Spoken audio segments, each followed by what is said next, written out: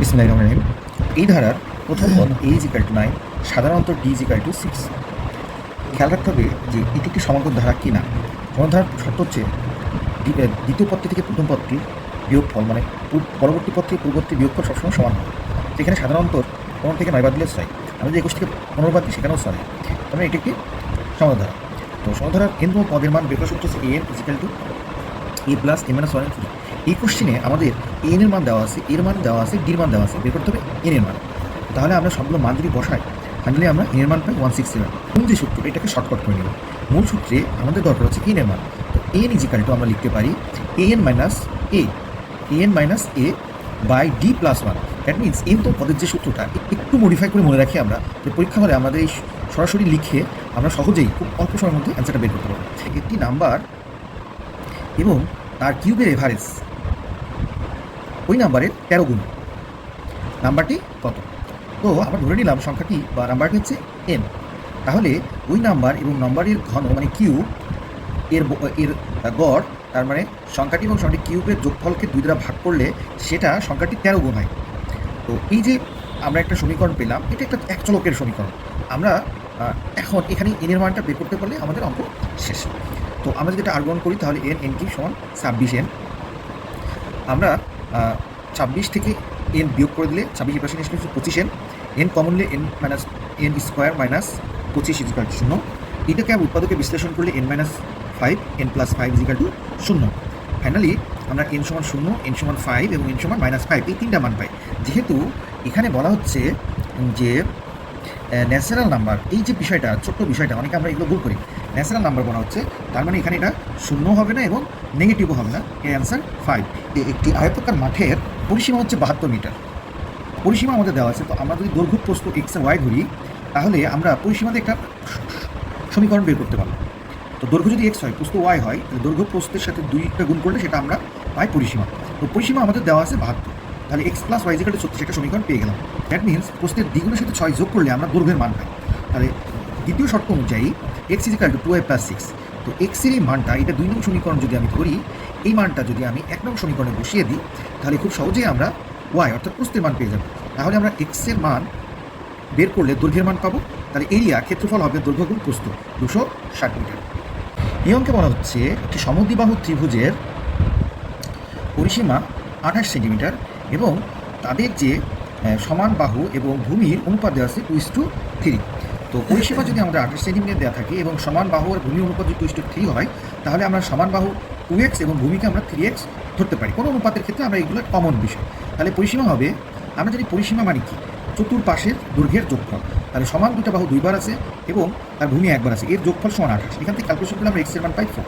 তাহলে আমরা ভূমির মান পাই 12 আর ভূমির মান পাই 12 আর সমান বাহুর মান পাই 8 এবং 8। অতিভুজ এখানে 8 আর ভূমি 6, তার উচ্চতা h এর মানটা আমরা এখান থেকে বের করে নিতে পারি। h = √8² - 6²। এটা পিথাগোরাসের উপপাদ্যের মাধ্যমে আমরা h এর মানটা বের করে নিচ্ছি। বের করে নিলে 2√7 হয়। তো ত্রিভুজের ক্ষেত্রফল হাফ গুণ ভূমি গুণ উচ্চতা। ভূমি 12 টোটাল, ভূমি 12 এবং উচ্চতা 2√7। ক্যালকুলেশন করলে 12√7। তাই 70% স্টুডেন্ট পাস করছে ফিজিক্সে এবং 65% স্টুডেন্ট পাস করছে কেমিস্ট্রিতে, 45% স্টুডেন্ট পাস করছে 2 সাবজেক্টে এবং 42 জন, এখানে কিন্তু পার্সেন্টেজ না, 42 জন স্টুডেন্ট ফেল করছে 2টা সাবজেক্টে। টোটাল স্টুডেন্ট কত? তো আমরা যেহেতু পার্সেন্টেজ আছে, তাহলে এখানে কিন্তু সব হিসাবে 100-তে। তো ধরে নিলাম আমাদের ফিজিক্সের 70%, এনপি, এনসি, কেমিস্ট্রি আর উভয় বিষয়ে পাস করা স্টুডেন্ট, এই যে কমন ফিজিক্স এবং কেমিস্ট্রিতে কমন হচ্ছে 45%। ফিজিক্স, ইভিএন্স, কেমিস্ট্রি, অর্থাৎ যারা উভয় বিষয় এবং এক বিষয় পাস করছে। তো এর সূত্রটা হচ্ছে এনপি + এনসি - এনপি ইন্টারসেকশন, সেটা কমন একটা সূত্র। সেটা ক্যালকুলেশন করলে এটা আমরা 90 পাই। দ্যাট মিনস 100 জন স্টুডেন্টের 90 জন স্টুডেন্টের কেউ না কেউ এক এবং উভয় বিষয়, উভয় বা এক বিষয়ে পাস করছে। তাহলে উভয় বিষয়ে ফেল করে স্টুডেন্ট কতজন? 100% থেকে 90 বাদ দিলে 10%। তাহলে 10 জন ফেল করলে মোট ছাত্র হয় 100 জন। 10 জন উভয় বিষয়ে যদি ফেল করে, তাহলে মোট ছাত্র হবে হচ্ছে 100 জন। একজন যদি হয় তাহলে 100/10 আর 42 জন হলে 42 গুণ কালকে পরিদর্শন 2πr। এই যে সূত্রগুলো, এগুলো আমাদের খুব ভালো করে মনে রাখতে হবে। ডায়ামিটার d = 2r, প্রশ্ন মতে c - d = 60। তো এখান থেকে আমরা c এবং d এর মান যদি বসিয়ে দিই 2πr এবং r, তাহলে আমরা 2r কমন নিলে এখান থেকে π - 1। তো পায়ের মানটা আমাদের 22/7। ক্যালকুলেশন করলে এটা আসবে হচ্ছে 15/7 উল্টাই দিলে আমাদের 7/15 ক্যালকুলেশন করলে 2r = 28, r = 14, এটাই আমাদের রেডিয়াস। আরও বেশি ঘন্টা করে অর্থাৎ 15 গুণ করতে হবে। তো একইভাবে 12, তাহলে এখন 12 জন একজনের জায়গায় যদি 12 জন আসে তাহলে এটা কম সময় লাগবে, এই 12 ভাগ হয়ে যাবে। আবার যদি একদিনের জায়গায় 10 জন আসে কম সময় লাগবে, তাহলে 10 ভাগ হয়ে যাবে। দ্যাট মিনস যে 9 গুণ 8 গুণ 15 আর 12 আর 10 যে ভাগ হলো, এই রুলসটা অর্থাৎ আমরা শিখছি যে বেশি হলে গুণ, কম হলে ভাগ। আসলে বেশি এবং কম এই জিনিসটা বুঝতে হবে যে উপরের এবং এই দুই তথ্য থেকে, অর্থাৎ 8 জনের কাছে একজন করতে যায় তাহলে অবশ্যই অনেক বেশি লাগবে, বেশি হলে গুণ। তো এখানে এটা ক্যালকুলেশন করলে আসবে হচ্ছে 9 আওয়ার।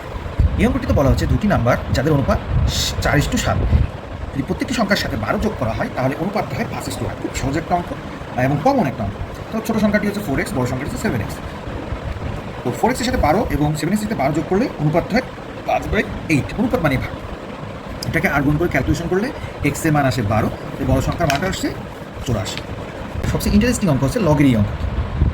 তো এই অঙ্কটি যদি আমরা করতে চাই তাহলে লগের একটা সূত্র আমাদেরকে অবশ্যই জানতে হবে। প্রতিদিনের পরীক্ষায় লগের এই সূত্র দিয়ে অঙ্কটাই বেশি আসে। তো প্রথমে আমরা এক্সট্রা ক্যালকুলেশন করে নিচ্ছি। x = log 8 225, 225কে 15 স্কোয়ার করলে সামনে আনলে log 8 8 ভিত্তিক 15, দ্যাট মিনস 2 log 8 ভিত্তিক 15 ভিত্তিক 8। আমরা এটাকে চেঞ্জ করলাম এই সূত্র ব্যবহার করে। 8-এর হচ্ছে কি এই 2³ তাহলে 3 সামনে চলে আসলো। এবার ওয়াইয়ের ক্ষেত্রে কারণ আমরা ওয়াইয়ের ভিত্তি এবং মানটা একসাথে করে নিই। তো y = কি log 2 ভিত্তিক 15, দ্যাট মিনস 1/log 15 ভিত্তিক, অর্থাৎ x এবং ওয়াইয়ের লগের সেম ফিগার চলে আসছে। এখন x/y যদি আমরা বসিয়ে দিই তাহলে আমাদের কাটাকাটি হয়ে যায়, কাটাকাটি 2/3 থাকে, অ্যান্সার আসছে 2:3। তো সূচকের অঙ্কে আমরা সকলেই জানি যে এখানে আমাদের x এর মান বের করতে হবে। তো x এর মান বের করার জন্য আমরা সূচকটাকে ভেঙে নিলাম, 3x 3², আবার এটাকে ভাঙে 3 -1 702। তো আমরা এই যে এখান থেকে 3x এটা কমন, এটাকে কমন নিলাম, তাহলে আমাদের পদটা এখন 3² 9 আর 3 -1 1/3। এটাই ক্যালকুলেশন করলে আসছে 27 -1/3। তো এইটুকু আমরা যদি 26 আর 27 আর 3 গুণ করলে 81 হয়, 81 মানে 3^4। তো আমরা যদি ভিত্তি এক হলে পাওয়ার সেম, তাহলে x সমান 4। x সমান যদি 4 হয়, এখানে আমাদেরকে চেয়েছে x to the power x মানে 4^4। এটাকে আমরা সদর 2^8, আর 2^8 এর আমরা ক্যালকুলেশন জানি, বাইনারি থেকে আমরা এগুলো শিখছি 256।